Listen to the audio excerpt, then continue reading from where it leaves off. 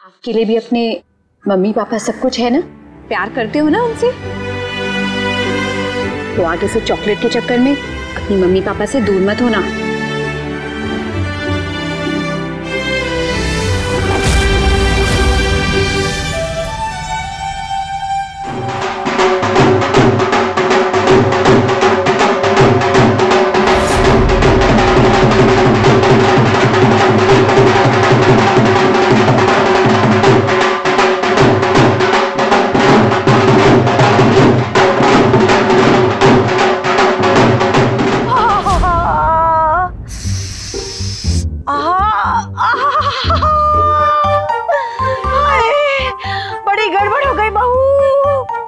तुझे क्या जरूरत थी इतना उछल कर नाचने की?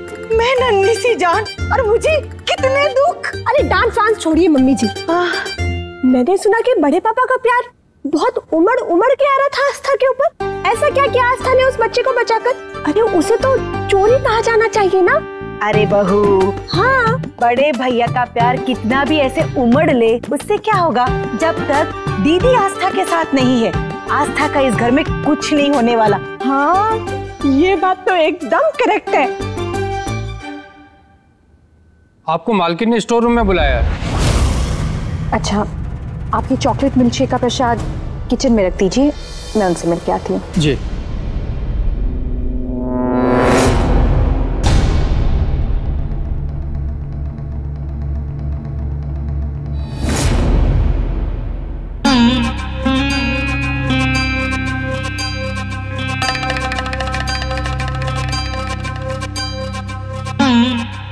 अगर मुझे अपनी बहू का श्रृंगार करना होगा तो मैं इस पुतले का करूंगी।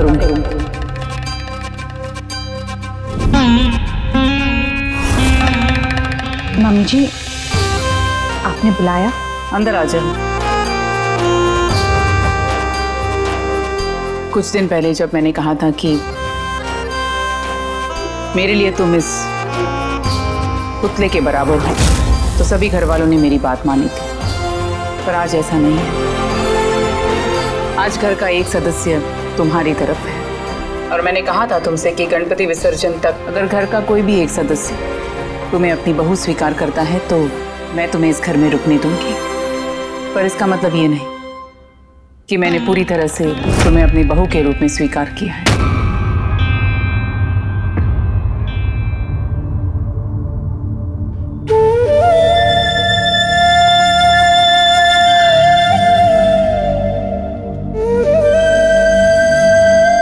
ये खानदानी कंगन मैंने इस पुतले को पहनाए थे, पर आज मैं ये कंगन तुम्हें देती हूँ क्योंकि तुमने इस कंगन को हासिल किया है। इसकी हकदार तुम हो आस्था। आज तुमने गोविंद जी का दिल जीत लिया, इसलिए ये कंगन तुम्हारे है। एक एक करके तुम जैसे जैसे घर वालों का दिल जीतती जाओगी, इस पुतले पर लगे हुए गहने एक एक करके तुम हासिल करती जाओगी, क्योंकि घर की बहू के जेवर उस बहू की पहचान होती है।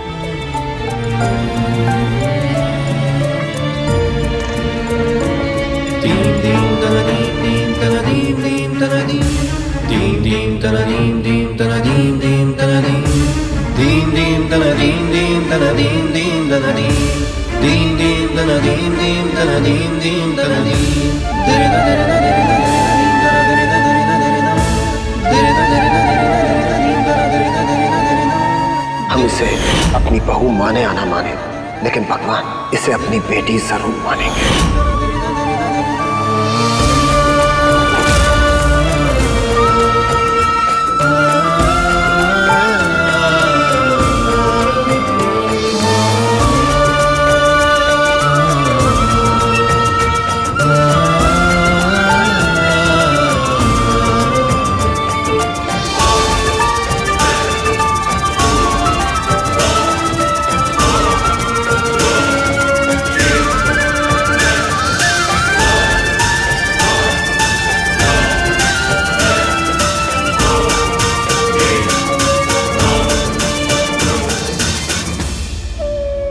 खुश रहो।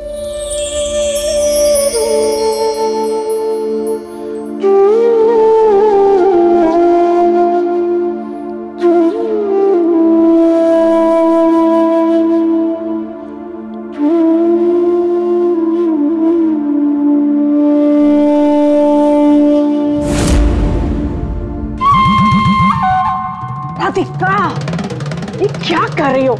बेटा अभी कुछ नहीं बिगड़ा है। आप ना बस यही कहती रहना माँ। आज उस आस्था ने गोविंद अंकल का दिल जीत लिया और कल पूरी फैमिली का जीत लेगी और फिर शिव का भी। लेकिन मैं ऐसा नहीं होने दूंगी। बेटा ऐसा कुछ नहीं होगा। अपनी माँ पे विश्वास है ना, तो बस फिर इस खेल की अगली बाजी हम बहुत सोच समझ कर चलेंगे। खेल? सही कहा माँ आपने। हर खेल का पहला नियम होता है आक्रमण, और आक्रमण ही सबसे बेहतर आत्मरक्षा है। और दूसरा नियम होता है अपने दुश्मन की सबसे बड़ी कमजोरी पर आक्रमण करना।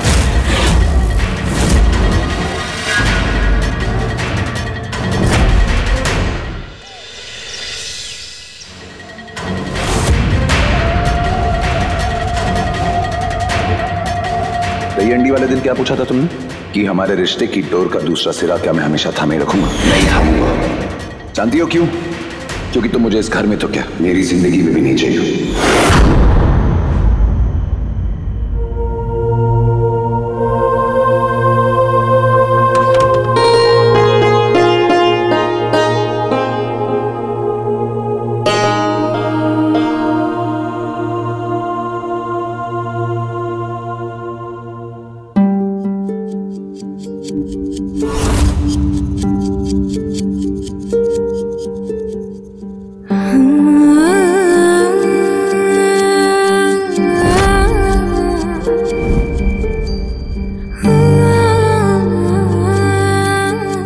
आज हमारे बीच गणेश नहीं है,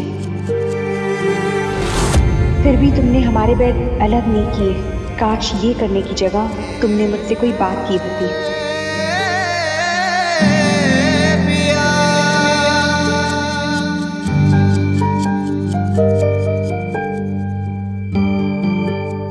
काश तुमने मुझसे कुछ कहा होता। शादी के बाद ये पहला ऐसा काम जो हमने एक साथ किया। एक फैमिली आपस में मिल गई। काश हम भी।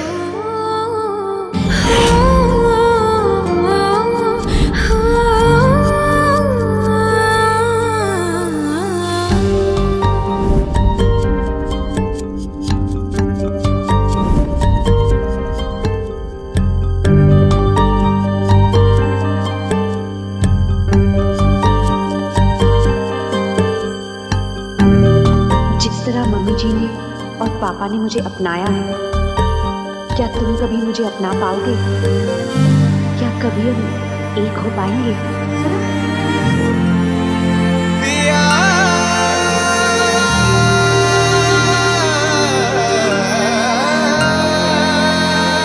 हमने एक साथ कई प्रॉब्लम सॉल्व की, पर अपनी ही लाइफ की प्रॉब्लम सॉल्व नहीं कर पाए, और पता नहीं कभी कर भी पाएंगे या नहीं।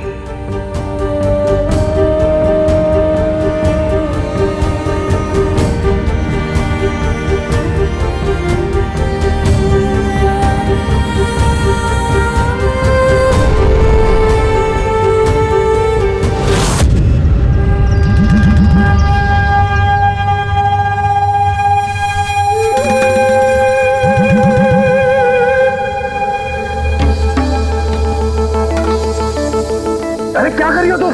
बंद करो। I'm sorry शिव, मेरी गलती है। मैं पूछ देती हूँ। I'm really sorry। मैं क्या? Radhika, it's okay। मेरी गलती थी, मैंने देखा नहीं। तुम प्लीज गुस्सा मत होना। Radhika, I'm seriously saying it's okay। Shiv, मैं कर देती हूँ शिव। राधिका, मैं कह रहा हूँ ना, it's okay। I'm sorry Shiv, मैं भूल गई थी हम पहले जैसे नहीं हैं। शिव, तुम्हें नहीं लगता तुम्हारा बिहेवियर आस्था को लेके थोड़ा सा रूड है? I mean, तुमने उसकी तरफ देखकर एक स्माइल तक नहीं किया। शिव, तुम्हारे और आस्था के बीच जो टेंशन चल रही है वो सबको पता है, और इनफैक्ट मैंने भी वो बात फील की है। लोग, मैं जानती हूँ कि आस्था एक नास्तिक है और तुम भगवान में बिलीव करते हो। आई नो कि मेरा कोई हक नहीं है तुमसे ये पूछने का, लेकिन एक दोस्त के नाते तुमसे कह रही हूँ शिव, तुम और आस्था अगर एक दूसरे से इतना प्यार करते हो तो इतनी दूर दूर क्यों रहते हो तुम?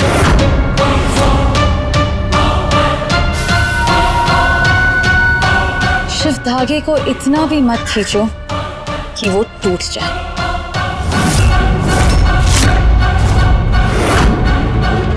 शिव, आस्था एक बहुत अच्छी लड़की है और ये बात कल साबित हो गई। अंकल ने भी उसे सपोर्ट किया, अब उसे तुम्हारे सपोर्ट की जरूरत है। शिव, उसे एक मौका देना चाहिए तुम्हें। उससे बात करो, इनफैक्ट बात करने से बड़ी प्रॉब्लम सॉल्व हो जाती है। Just talk to her once.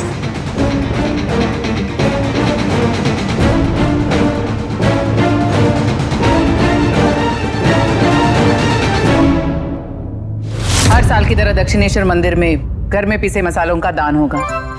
इस साल हल्दी है। शाम तक ये हल्दी पिस जानी चाहिए। उसके बाद आप इसे मंदिर में ले जाइएगा। पंडित जी भगवान को चढ़ावा करके इसे जरूरतमंद लोगों में बांट देंगे। तो ये सब मुझे पीसना है? नहीं, ये जानकी और जया पीसेंगे। जी। मम्मी जी, मैं इसे पीस दूं? मैंने माँ के साथ बहुत मसाले पीसे हैं, मैं जानती हूँ इसे कैसे पीसना है। अगर आप इजाजत देंगी तो मुझे बहुत अच्छा लगेगा। हाँ ठीक है, शाम तक तैयार हो जाना चाहिए।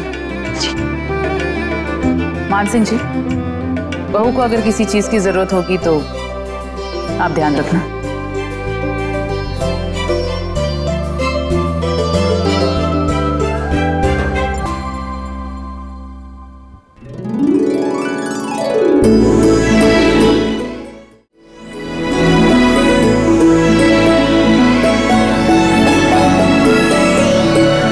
आज सूरज की चमक कुछ अलग ही दिख रही है। सूरज?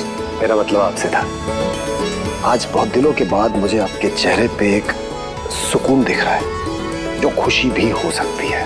सच बोलिए लक्ष्मी जी, आस्था के घर में ही रहने से आप खुश है ना? कहीं ना कहीं तो आप भी चाहती थी कि वो घर में ही रहे, इसलिए उसने जैसे ही आपसे काम मांगा आपने उसे खुशी खुशी दे दिया।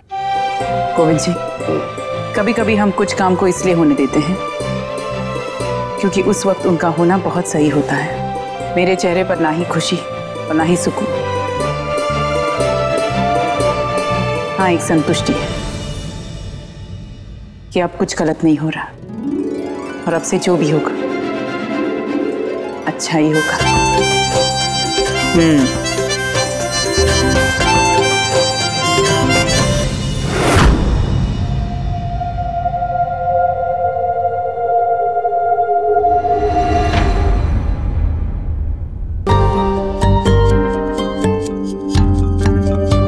गलती किसी से भी हो सकती है शिव, पर ध्यान गलती पे नहीं, गलती कैसी सुधारी जा सकती है उस पे होना चाहिए।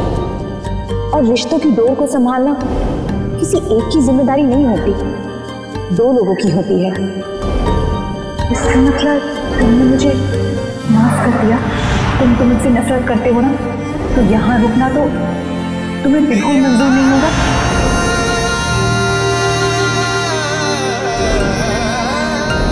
तुम और आस्था अगर एक दूसरे से इतना प्यार करते हो तो इतना दूर दूर क्यों रहते हो? अगर आस्था इसके लायक नहीं है तो हम सब में से कोई भी इस काम के लायक नहीं है।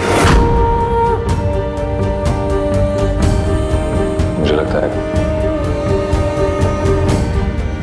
राधिका सही कह रही है।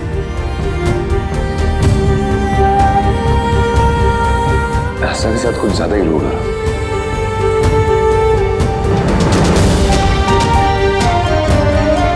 मुझे उससे बात कर लेनी चाहिए। क्या पता, शायद हम बात करें और हमारे बीच के सारे गिले शिकवे दूर हो जाए। वैसे भी काफी टाइम हो गया, हमने एक दूसरे से अच्छे से बात ही नहीं की।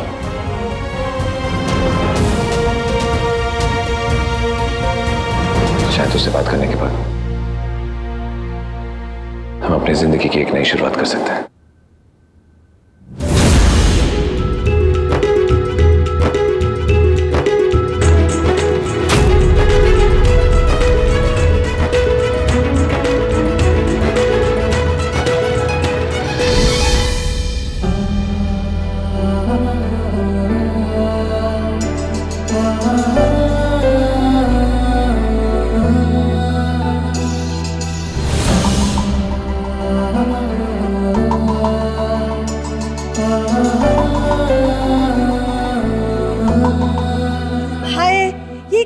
कर रही हो आस्था? हल्दी कूट रही हो या फिर जीरा? हाँ, ऐसे नहीं करते, थोड़ा जोर लगाओ। देखो मैं बताती हूँ तुम्हें, ला दे मुझे, देख ऐसे पकड़ के। हाँ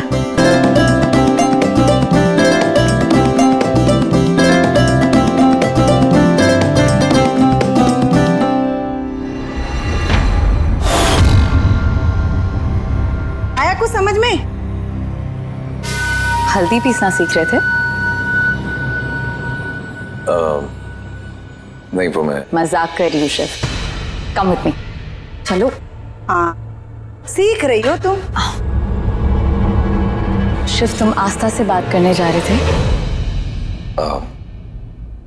नहीं, वो शेफ तुमने जो भी डिसीजन लिया है बिल्कुल सही लिया है। इनफैक्ट मैं सोच रही थी कि तुम यहाँ घर पे उससे कैसे बात करोगे। इतने सारे लोग हैं यहाँ पर, और रूम में बात करोगे तो कोई ना कोई तुम्हें डिस्टर्ब कर लेगा। इनफैक्ट मुझे लगता है कि तुम दोनों को कोई ऐसी जगह जाना चाहिए जहाँ तुम दोनों के अलावा और कोई भी ना हो। इसीलिए मैंने तुम्हारे लिए सनशाइन होटल में एक रूम बुक किया है। देखो, इसकी कोई जरूरत नहीं है। मैं इसे मेरे तरफ से एक छोटा सा गिफ्ट समझो, प्लीज रखो इसे। राधिका, मैं आशा से बात कर लूंगा। क्या है ना, वो अभी थोड़ी बिजी है। जैसे ही फ्री हो जाएगी मैं बात कर लूंगा, इसकी कोई जरूरत नहीं। नहीं शिव, कल वापस नहीं आएगा। देखो ऑलरेडी बहुत देर हो चुकी है, अब और देर मत करो। तुम मुझे अपना दोस्त मानते हो कि नहीं? मानते हो ना? तो बस शिव, तुम आस्था के बारे में सोचो। ये सब तुम आस्था के लिए कर रहे हो।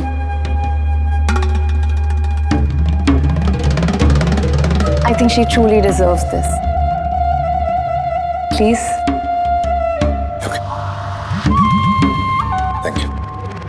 थैंक यू अगर बाद में बोला, अभी तुम जाओ, मैं आस्था को भेज दूंगी।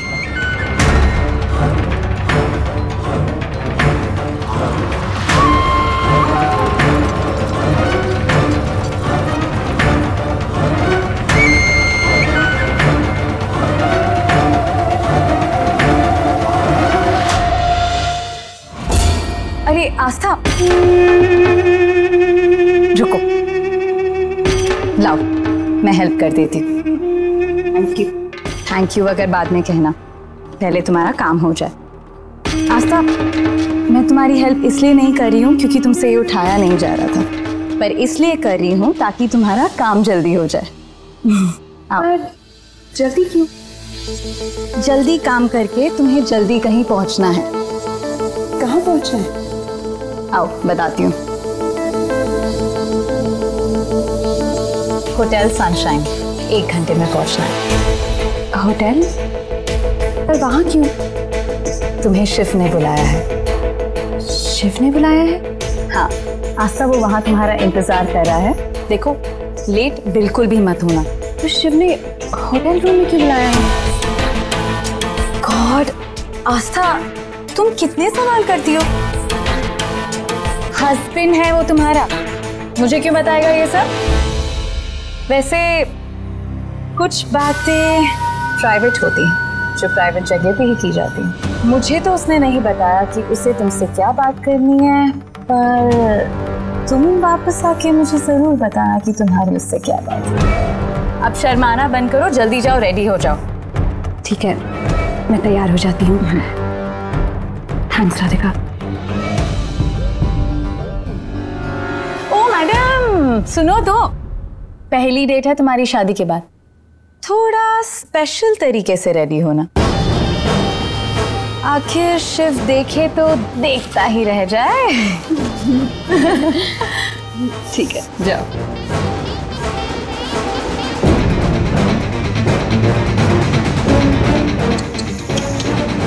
पुअर आस्था।